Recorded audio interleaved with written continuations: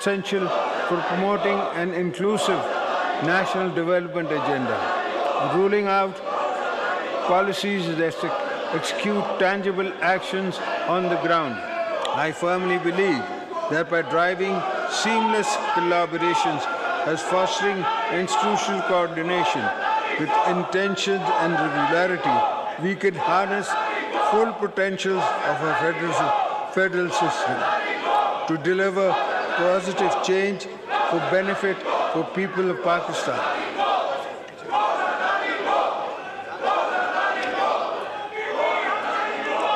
Mr. Speaker, honorable members of the Parliament, Pakistan needs all hands on deck to revitalize its economy. Without shedding all caution to the winds, our primary objective should be to attract foreign direct investment. I therefore urge the government to intensify its efforts in implementing comprehensive ease of doing business reforms and simplifying the existing forest of regulations to provide an enabling an environment for both foreign and domestic investors.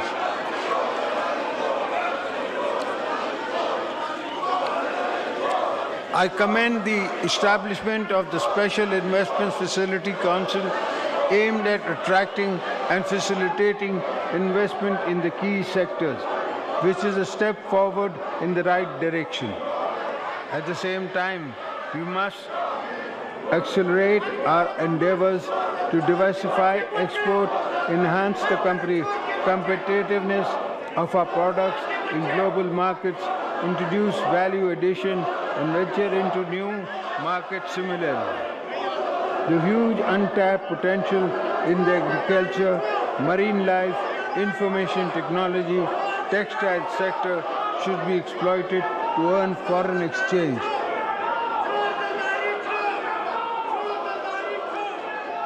Any global or national stocktake will tell us that the world is changing fast under our feet.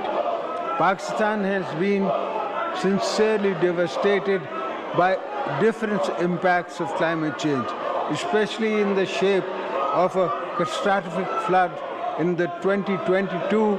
We urgently need to invest in climate-friendly, climate-resilient infrastructure to mitigate the rapidly compounding risk of climate change.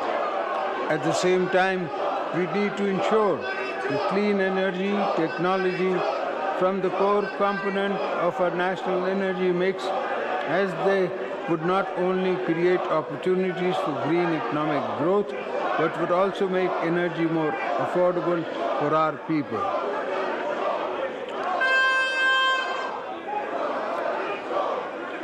Mr. Speaker, the provision of primary and secondary education is a fundamental right, and its current state should keep all governments awake at night. We must acknowledge the fact